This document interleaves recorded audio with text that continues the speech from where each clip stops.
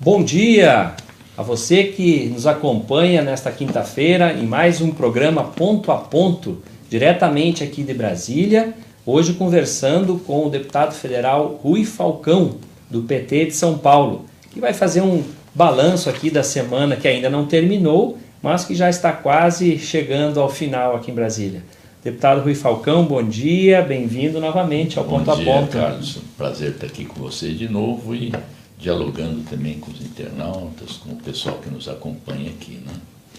Enfim, você que está começando agora a assistir essa transmissão, já pedimos que você compartilhe essa transmissão, convide seus amigos para conhecer as redes sociais do deputado federal Rui Falcão, também a página do PT na Câmara, comente, mande seu comentário, a sua crítica construtiva, a sua sugestão. Vamos fazer uma grande rede de comunicação democrática e popular no país. Mas, deputado, começando a nossa prosa de todas as quintas, ontem à noite o plenário da Câmara debateu a medida provisória 870, que trata da reforma administrativa do desgoverno de Bolsonaro, e um dos pontos foi COAF, que o governo sofreu uma derrota. Então, Carlos, primeiro, essa medida provisória, ela era para ter sido votada antes, mas o pessoal do governo, à época, fez destaques e tal, e a votação teve que ser adiada. E essa medida provisória, se ela não for votada até o dia 3, ela perde a validade. Precisa ser votado aqui na Câmara, em seguida no Senado. Então, no dia 4, se esse processo não tiver concluído, o que aconteceria? O governo voltaria a ter 29 ministérios e o COAF retornaria automaticamente para o Ministério da Economia, de onde ele foi transferido. Por que nós defendemos, nós e a maioria dos deputados ontem, que o COAF retornasse para o Ministério da Economia? Além de ter também deslocado a FUNAI para o Ministério da Justiça, nós defendemos também que se recriasse o Ministério do Trabalho, o Ministério da Cultura, e nesse aspecto nós não conseguimos maioria. Mas o que é o COAF, então, o COAF é um órgão de inteligência financeira, ou seja, ele detecta nas declarações de imposto de renda, nas movimentações bancárias, alguma operação atípica, que pareça irregular. Foi o que aconteceu, por exemplo, com a movimentação do Queiroz. Aliás, nós ficamos perguntando ontem o tempo todo onde está o Queiroz. E hoje eu estava ouvindo, só um parênteses aqui, estava ouvindo o rádio no caminho para cá, e aquele colunista, o José Simão, muito bem-humorado, ele dizia o seguinte: eu irei a essa manifestação aí do dia 26, desde que o Queiroz passe lá em casa para me buscar. Então, nós perguntamos ontem onde está o Queiroz. Pois bem, o COAF detectou movimentações atípicas nas operações do Queiroz, inclusive envolvendo Flávio Bolsonaro, a esposa do presidente, que teria recebido um cheque do Queiroz. São coisas que estão sendo averiguadas, inclusive, pelo Ministério Público e pela Justiça do Rio de Janeiro.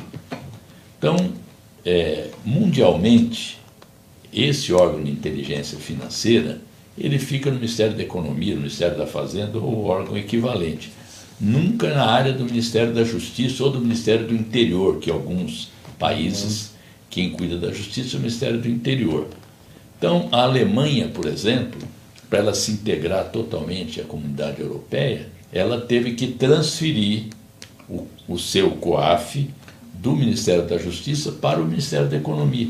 Então, nós não estamos personificando. O nosso problema não era tirar do Sérgio Moro, que parece que ele tinha um grande apego a isso, não sei se era para utilizar como instrumento de pressão política, mas a ideia de qual o melhor organismo para administrativamente funcionar. Então, por exemplo, se o Sérgio Moro fosse para o Ministério da Educação, ele iria levar o COAF com ele?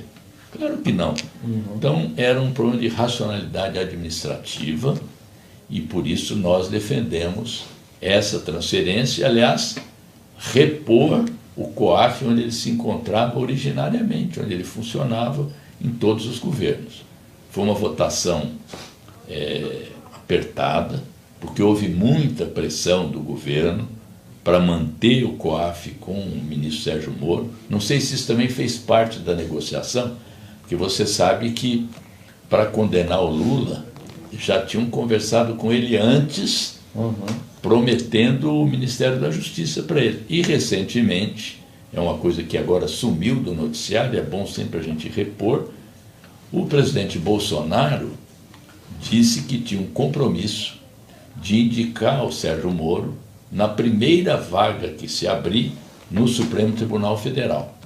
O Sérgio Moro desmentiu, depois o Bolsonaro desmentiu também, mas eu quero ver, inclusive tenho dito isso para ver se o ministro Sérgio Moro ouve, o melhor desmentido que pode ocorrer é ele dizer o seguinte: como não há nenhum compromisso, se eu não for indicado, eu não aceito.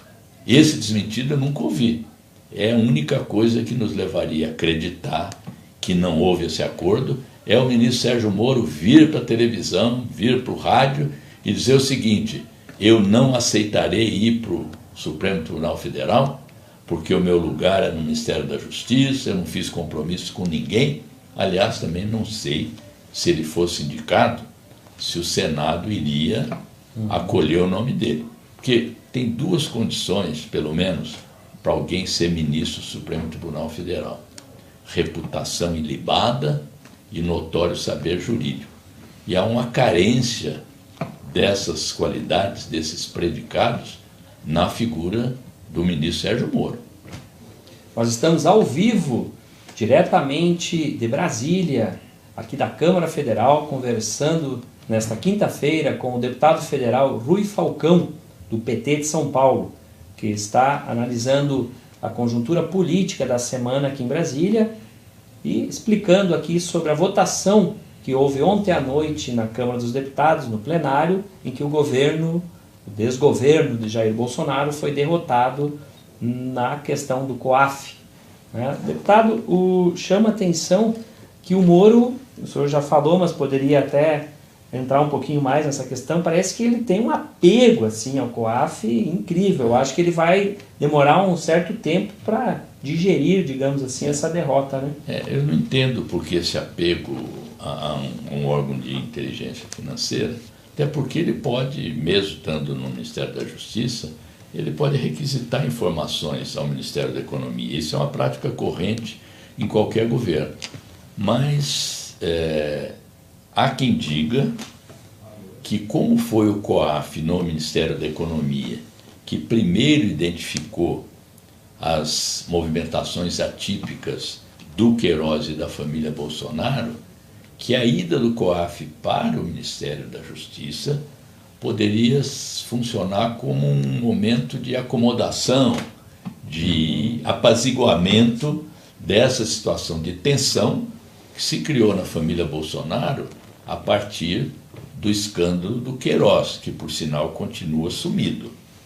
O Queiroz continua sumido e também as investigações sobre Flávio Bolsonaro, e o Queiroz, que era assessor dele, andam muito devagar.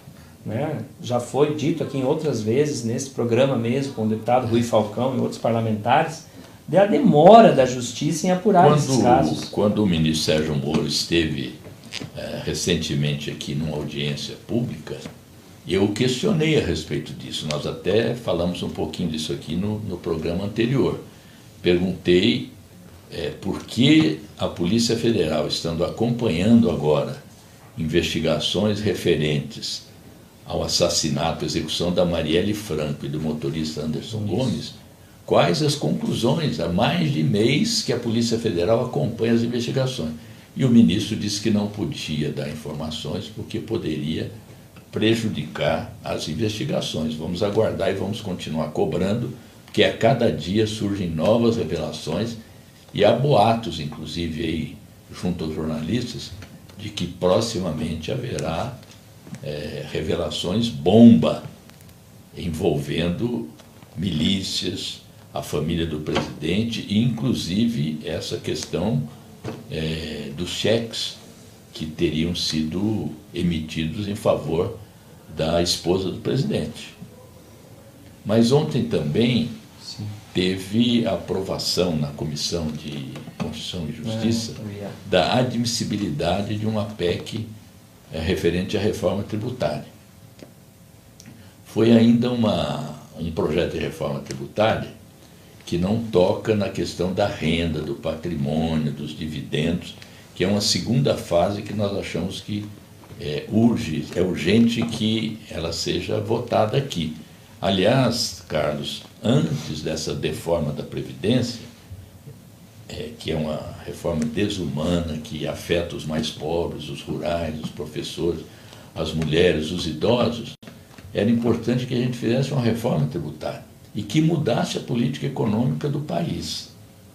Porque os dados que estão sendo divulgados, e hoje devem sair novos dados oficiais, eles são extremamente preocupantes.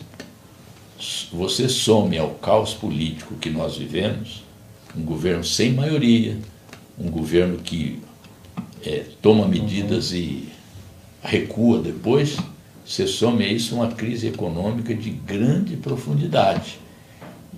E isso é ruim para a população brasileira.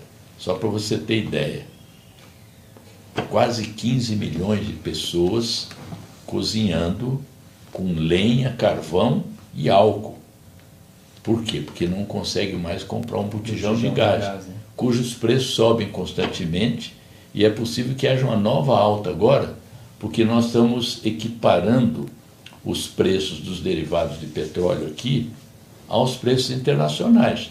Como o dólar disparou essa semana, também por desconfiança em relação à economia brasileira e à condução da economia, o gás de cozinha, o diesel, a gasolina, o querosene de aviação, todos tendem a subir também. Então são números preocupantes, e a reforma tributária seria uma maneira de atacar questões estruturais, como a questão da concentração de renda, que aumentou, taxar dividendos que já foram taxados no passado, na época do Fernando Henrique, ele retirou, e o Brasil é o único país do mundo hoje que não taxa dividendos, assim como o Brasil hoje é o recordista na taxa de juros. Antes ele perdia para Madagascar, agora já superou Madagascar também. Então, a mais alta taxa de juros, de spread do mundo, por conta da concentração bancária e dos bancos cujos lucros sobem constantemente, enquanto o resto da economia está deprimido. Nós estamos ao vivo para você que está começando agora a assistir a transmissão pelo PT na Câmara, também pela página do deputado federal Rui Falcão, do PT de São Paulo, e também pelas páginas parceiras Blog da Dilma e também Rádio Democracia. Vamos ampliando a nossa rede de comunicação. Mas, deputado, antes de a gente aprofundar um pouco mais esse assunto aí da questão social no país que se agrava, né? Vamos dar um bom dia aqui, respondendo ao Vilani Soares, que está dando um bom dia, a Jane Lima, de São José dos Pinhais, o Vilani Soares é de Campo Grande, Mato Grosso do Sul. A Denise Pacheco Fernandes comenta aqui: espero que o PT una os partidos progressistas nas lutas em defesa dos trabalhadores e trabalhadoras brasileiros. Obrigado, né, Denise, lá do Rio de Janeiro. Cleiton Oliveira, de São Paulo. Maria Nazaré Freitas Matos, de Marabá, do Pará. Olha aí, deputado, aproveitando Pará, amanhã tem caravana Lula lá, né? Então, queria aproveitar e dialogar com esses internautas. Primeiro, hoje a caravana está em Manaus. Isso. Amanhã lá em Belém. Isso mesmo. E encerra em Concórdia. Concórdia, sábado. Uma cidade, sábado, lá no Pará também. E com a Denise falou uma coisa importante aqui, que é preciso unir os partidos do campo popular, não só os da esquerda. Tem gente que está a favor da democracia, não é necessariamente de esquerda. Essa unidade ela é importante, primeiro porque nós precisamos mudar os rumos da economia nacional. Segundo, porque nós precisamos restabelecer vários aspectos da Constituição que estão sendo violados. Como eu já disse aqui, nós somos uma democracia de fachada, uma democradura, porque a soberania popular está sendo violada a cada dia. E também porque nós precisamos libertar o Lula. não haverá uma democracia completa no país enquanto a gente tiver preso político, e principalmente enquanto a gente estiver mantendo prisioneiro, sem crime, sem culpa, o maior líder popular que o país já produziu. Então, há um esforço muito grande dos partidos do campo popular, inclusive na terça-feira se reuniram aqui em Brasília os presidentes desses partidos, com os líderes também das bancadas desses partidos, do PT, do PCdoB, do PSB, do PDT, do PSOL, da Rede, para uma ação comum nessa direção, fazendo um diagnóstico da situação, que é preocupante, como nós sabemos, e aplicando seus esforços em duas grandes manifestações agora. Primeiro, a manifestação do dia 30, em apoio à educação, às universidades, para que a gente tenha universidades públicas gratuitas com educação de qualidade, contra os cortes promovidos pelo Ministério da Educação. Aliás, eles recuaram um pouco e vão repor parte dos cortes, insuficiente, mas vão repor, tentando até ver se esvazia essa manifestação do dia 30, que nós estamos apoiando, e esses partidos todos estão apoiando também.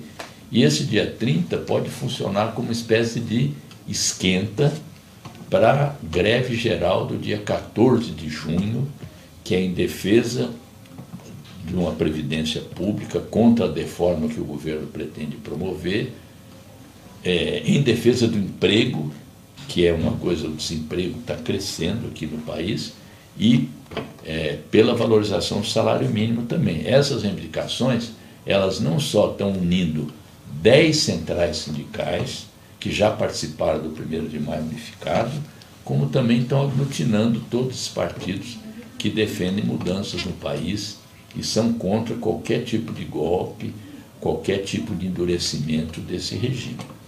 A Denise Pacheco Fernandes está aqui bem ativa, comentando as suas intervenções, e ela diz o seguinte: grande vitória das forças progressistas em manter o COAF no Ministério da Economia, né? E ela didaticamente, inclusive, nos ajuda aqui, por isso que é bom, né, deputado, essa interação.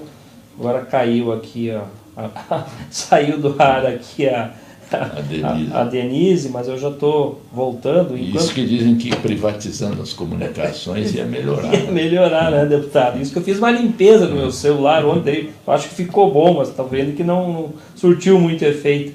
Mas a Denise, ela está participando aqui, elogiando, né, enfim, que o COAF permaneça, né, no Ministério da Economia. E a Maria Nazaré, de Recife, ficou desesperada. E quando que é a caravana Lula aqui no Nordeste, em Recife, né? Casualmente, deputado Rui Falcão, ontem à noite nós fizemos um ponto a ponto aqui com a deputada Marília Reis, né, e o deputado Zé Neto, da Bahia. E quando nós anunciamos a caravana Lula no Norte, né, o Zé Neto disse para a deputada Marília: olha, nós temos que organizá-la no Nordeste, a caravana. Com certeza. Quem sabe até lá a caravana não pode ter a presença do Lula, né? Olha aí. Isso seria a melhor notícia. Olha aí, eu cheguei a ficar arrepiado aqui. Quero lembrar que tem já um pedido junto ao STJ, ao STF, para que a pena do Lula, já tendo cumprido essa parte, ele possa ter progressão na pena. O que não significa que nós estamos abrindo mão de continuar lutando pela inocência e pela anulação dessa sentença que o condenou. Mas a Denise, né? Denise também faz uma observação, deputado, sobre o COAF. Sobre o COAF, mas ela fala sobre a reforma tributária, que eu acho que a gente pode entrar um pouquinho. Ela comenta que o PT deveria também ter feito essa reforma tributária e que qual é o desafio hoje para fazer uma reforma que valha, Denise, né? Nós chegamos a apresentar algumas propostas, tem inclusive um projeto tramitando aqui na Câmara para fazer essa reforma, assim como tentamos também promover uma reforma política que continua cada vez mais necessária, que reduz o número de partidos, que crie acesso democrático aos meios de comunicação, que proíba essas coligações proporcionais, que agora, nesse aspecto, na próxima eleição, elas não vão mais ocorrer. Enfim, são duas reformas importantíssimas que nós não tivemos força política e uma correlação necessária na sociedade também para fazer aprovar. Isso não significa que a gente não lute por fazê-la agora. E quais são os aspectos da reforma tributária que foram considerados como admissíveis na Comissão de Constituição e Justiça ontem? Não se discute ali o mérito, é só se é constitucional ou não. É uma simplificação, uma unificação de impostos, todos eles referentes ao consumo. E você sabe que o Brasil tem um imposto sobre o consumo muito elevado, ao contrário dos Estados Unidos, que é um modelo aqui. Aliás, o Bolsonaro até bate continência para a bandeira americana, mas nos Estados Unidos o imposto sobre o consumo é bem menor, em termos da composição dos tributos, do que o imposto sobre a renda e o patrimônio. Aqui no Brasil é o contrário. E por que o imposto sobre o consumo ele é um imposto indireto?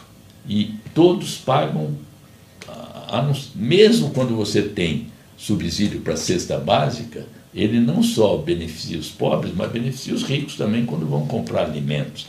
Então é preciso tirar o peso dos impostos do consumo e da produção e transferi-lo para a renda, a propriedade, os grandes patrimônios, as grandes heranças, como aliás tem na maior parte do mundo. Esse é o sentido de uma reforma tributária justa, fraterna, solidária, que desconcentre renda e que faça a economia crescer, porque se você também desonera a produção, os empresários industriais têm mais interesse em fazer investimento.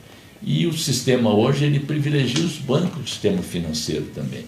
Só para você ter uma ideia, se você tirar a carga dos impostos que incidem sobre os bancos, na verdade é uma carga de 32%. Mas se você começa a decompor as isenções, a taxa efetiva, ou seja, aquilo que efetivamente os bancos pagam de imposto, é 8%.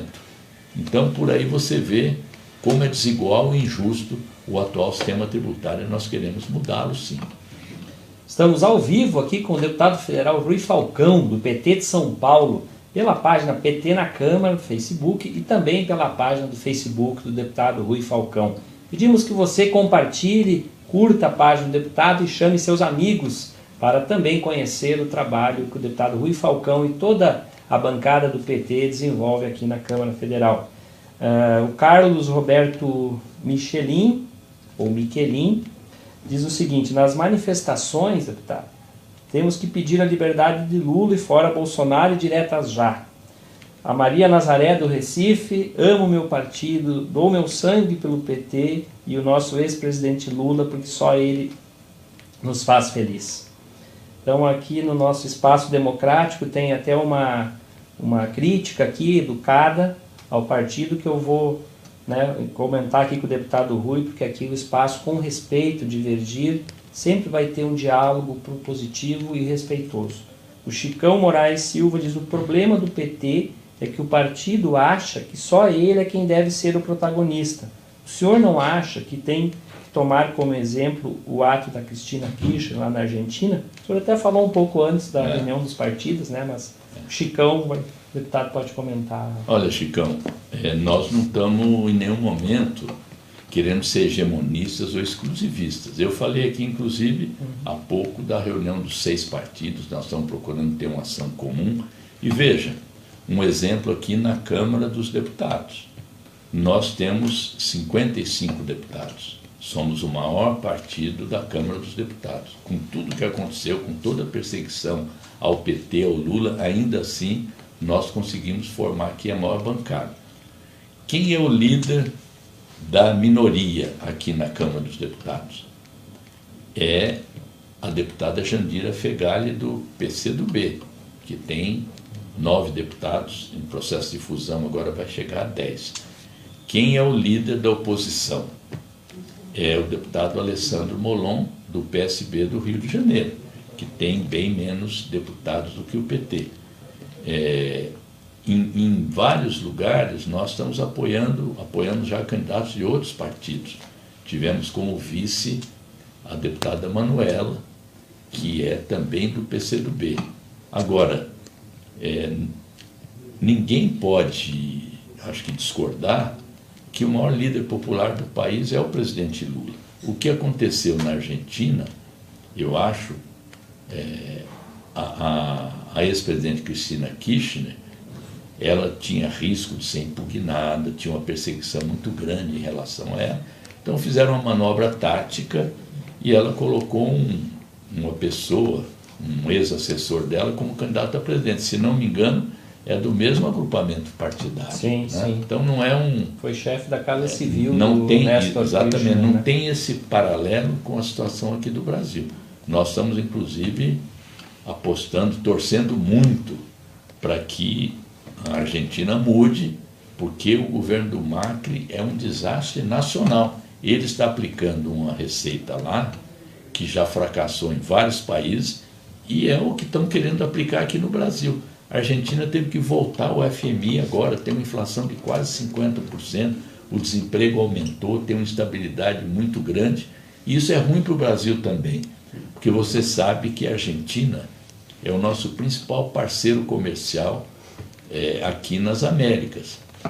A nossa relação comercial com a Argentina é praticamente o equivalente ao que a gente exporta para os Estados Unidos, e principalmente produtos manufaturados. Com a crise na Argentina, afeta também aqui o Brasil, para não falar da situação antidemocrática, do retrocesso social e político que a vitória do Macri na Argentina propiciou. Estamos ao vivo com o deputado federal Rui Falcão, diretamente aqui de Brasília, fazendo uma análise política da semana aqui na capital federal. Mas, deputado, antes de começar o programa, o senhor me disse aqui que a situação social brasileira se agrava, Isso. inclusive com o número de crianças e adolescentes aumentando, né, nessa relação de situação de miséria, né? De um ano para cá, mais de 3 milhões de crianças e adolescentes estão se situando aí no limite da pobreza, ou seja, são crianças e adolescentes vinculados a famílias que têm uma renda mensal de R$ 234.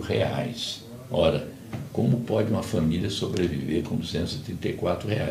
Então, infelizmente, você vê nas grandes cidades, principalmente, a volta das crianças nas esquinas, ou pedindo esmola, ou vendendo bala. É uma situação deplorável e ver ao nível que nós estamos chegando. Nós vimos ontem um espetáculo terrível, que é um desfile de crianças para adoção. Ou seja, produzindo as crianças, maquiando as crianças, botando roupinhas bonitas, saudáveis e tal, quem é mais bonitinho, para alguma família que queira fazer adoção. Isso é a barbárie que nós não podemos admitir. Os direitos humanos são violados sistematicamente nesse aspecto. Aumentou o número de homicídios de mulheres, aumentou o número de homicídios de negros e pobres na periferia, e com essa política armamentista as coisas só tendem a piorar. Essa semana eles fizeram 2 decretos modificando aquele decreto do porte de armas, que as pessoas podiam comprar fuzis, inclusive. Então eles estão agora restringindo a compra de fuzis, mas nós vamos continuar insistindo, e eu acho que o judiciário também, para que esse decreto seja, o decreto original, seja revogado, porque o porte de armas, longe de ajudar a combater a violência, só amplia a violência, como se vê nos dados recentes de aumento do feminicídio e dos homicídios na periferia. Deputado Rui Falcão, eu sei que a sua agenda aqui em Brasília começa cedo, né, termina tarde, como ontem nas votações, né, deputado? Passou da... E é possível que a gente retome ainda hoje a votação que foi interrompida ontem, que é a medida provisória 870, ela tem ainda 2 destaques para serem votados, e sem isso a votação não está concluída ainda. E veja bem, o prazo para a votação dela na Câmara e no Senado é até o dia 3 de junho. Nós estamos hoje no dia 23, tem 2 fins de semana pela frente. Normalmente, às segundas-feiras aqui o quórum é muito difícil de ser atingido, porque não tem as sessões deliberativas. Então o governo precisa correr contra o tempo e quem sabe abrir mão desses destaques, porque eu nunca vi um governo cujos apoiadores conspiram contra o próprio governo. Porque, veja, essa medida provisória 870, ela foi modificada no Senado com orientação do líder do governo no Senado, que é o senador Fernando Bezerra Coelho. Ora, se o líder do governo, suponho eu, em nome do executivo, do presidente, manda para a Câmara essa medida provisória modificada, era de se supor que o líder do governo e os partidos que apoiam o governo aqui na Câmara fossem coerentes com essa mudança. Não é isso que ocorreu. Isso levou, inclusive, o líder do DEM ontem, o deputado Elmar, lá do DEM da Bahia, a protestar, dizer que aqui estava ocorrendo uma política, desculpe a expressão, uma política canalha. Sim. Porque o líder do governo fala uma coisa no Senado, e aqui ele, que é um apoiador do governo, que em 62 votações, em 61 votou com o governo, é obrigado a passar essa descompostura, tendo que mudar de posição e não entendendo por que os governistas aqui não seguem a orientação do governo que foi aprovada no Senado. Então, é possível que essa votação continue hoje e nós estamos aí para manter a nossa posição. Certo. Nós também temos uma programação hoje durante o dia que se inicia em breve, né, com a caravana Lula no estado do Amazonas hoje e amanhã no Pará. Então você pode ficar ligado também no PT na Câmara, nas páginas parceiras, que nós teremos várias entradas ao vivo com Fernando Haddad e os nossos deputados federais e estaduais da região norte do país por Lula livre. E amanhã, lembrando, sempre sexta-feira, o deputado Rui Falcão faz aquele bate-papo, né, com os internautas às 18 horas, né, deputado? Isso. Às 18 horas pela página do Facebook do deputado Rui Falcão. Só para aproveitar claro. aqui, amanhã, excepcionalmente, eu não vou fazer esse bate-papo. Por razões, o meu filho está fazendo aniversário aqui em Goiânia. Olha. E eu quero ir lá cumprimentá-lo, dar um abraço, tal, ver minhas netas. Então amanhã, excepcionalmente, eu acho que estou justificado até. Plenamente perdoado, né? Deputado Rui Falcão, mais uma vez, né? Muito obrigado. O senhor fica à vontade para fazer seus... Não, quero me despedir aqui e agradecer as contribuições aqui, as sugestões e também as críticas corretas que a gente recebe aqui, porque faz parte da democracia a gente dialogar e saber entender também as divergências, as diferenças e as críticas também, que são importantes. Sem crítica e sem autocrítica, os partidos não avançam. A crítica ela é motivadora de retificações, de mudanças, e um partido político que tem vida democrática precisa se situar nesse campo. Então, mais uma vez, muito obrigado pela sua audiência, pela página do Facebook PT na Câmara, também pelo Facebook do deputado federal Rui Falcão e as páginas parceiras Blog da Dilma e Rádio Democracia. Uma ótima quinta-feira a todos vocês e Lula livre. Lula livre.